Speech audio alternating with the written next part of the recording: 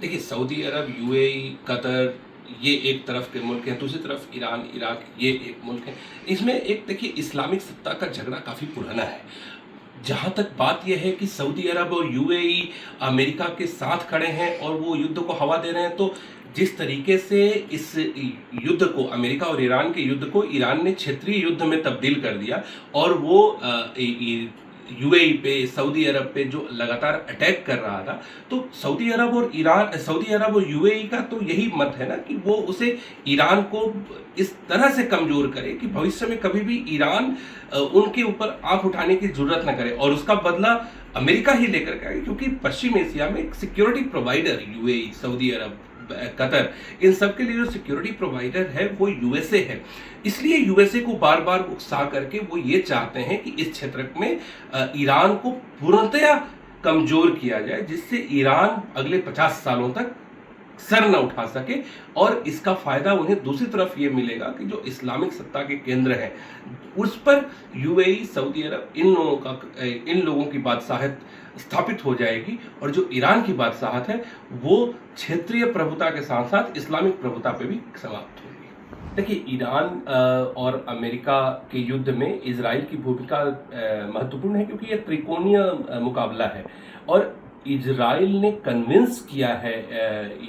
America को कि Iran का न्यूक्लियर इनरिचमेंट प्रोग्राम सच में विश्व के लिए खतरा है, और इसलिए इजराइल के कहने पर ही ईरान के ऊपर अमेरिका ने आक्रमण किया। ये बात छुपी हुई नहीं है। कारण यह है क्योंकि इस पश्चिम एशिया के शतरंज के खेल में इजराइल एक बादशाह की तरफ रोल प्ले करना चाहता है, और उसके रास्ते में ईरान, लीबिया, सीरिया, लेबनान, ये जो क्षेत्र हैं ये हमेशा उसके आड़े आएंगे, क्योंकि ये अमेरिकी जो सत्ता है पश्चिम एशिया में उसके खिलाफ भी हैं, और ये इजराइल की जो एक एथनिक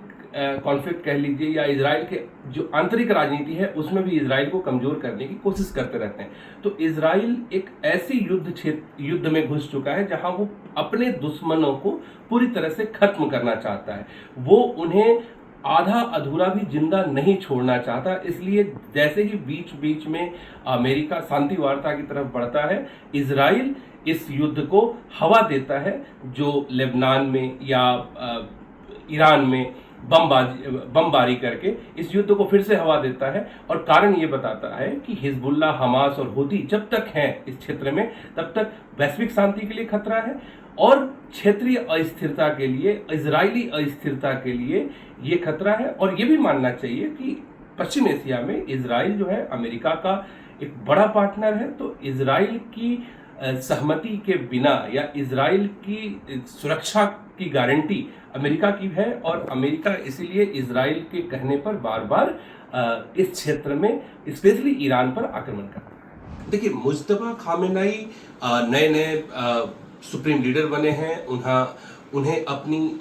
शासन सत्ता को मजबूत करना है, उन्हें अपने लीडरशिप की लीगैलिटी को स्ट्रांग करना है, इसलिए अभी वो ज़्यादा स्ट्रांग और हार्डकोर स्टैंड ले रहे हैं। कारण ये भी है कि ईरान ने काफ़ी कुछ खोया है इस युद्ध में। इसके बाद अगर वो न्यूक्लियर इनरिचमेंट प्रोग्राम को बंद करते हैं या वो हॉर्मुज को तुरंत खोल देते हैं, तो एक सरेंडर वाली भूमिका दिखेगी कि अमेरिका के दबाव में मुज्तबा ने सरेंडर कर दिया। इसीलिए वो सरेंडर नहीं होना चाहते हैं, क्योंकि ईरान में एक आंतरिक लड़ाई भी चल रही है जो सत्ता पे काबिज होने वाले की लड़ाई है, और उसको हवा देगा, ये पश्चिमी देश हवा देंगे उसे। इसलिए मुज्तबा खामेनेई एक हार्डकोर लीडर का स्टैंड ले रहे हैं। वो अपने पिता के जूते में अपनी पैर फंसाने की कोशिश कर रहे हैं, जो वो ये दिखाएंगे कि वो अपने पिता से ज़्यादा कट्टर शासक हैं, और अमेरिकी और पश्चिमी मीडिया का या अमेरिकी और पश्चिमी नैरेटिव का ज़्यादा मुंहतोड़ जवाब देने की जवाब दे रहे हैं, ना कि वो सरेंडर वाली भूमिका में आ रहे हैं। इसलिए ये जो संधि होने वाली है या जो शांति वार्ता होने वाली है, इसमें ये एक टकराव दिख रहा है। अमेरिका अपने स्टैंड पे खड़ा है कि हम न्यूक्लियर इनरिचमेंट प्रोग्राम नहीं करने देंगे,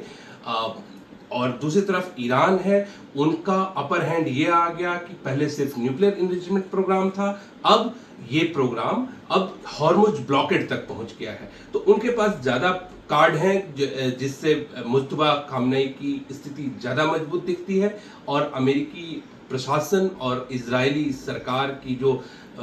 मिल करके युद्ध करने की जो नीति थी, उसमें वो कहीं ना कहीं वैश्विक समुदाय के सामने एक कल्प्रिट की तरफ दिखते हैं। देखिए, जहाँ तक महासंग्राम के खलनायक मानने की बात है, तो 4 महीने से युद्ध चल रहा है। इसमें एक तरफ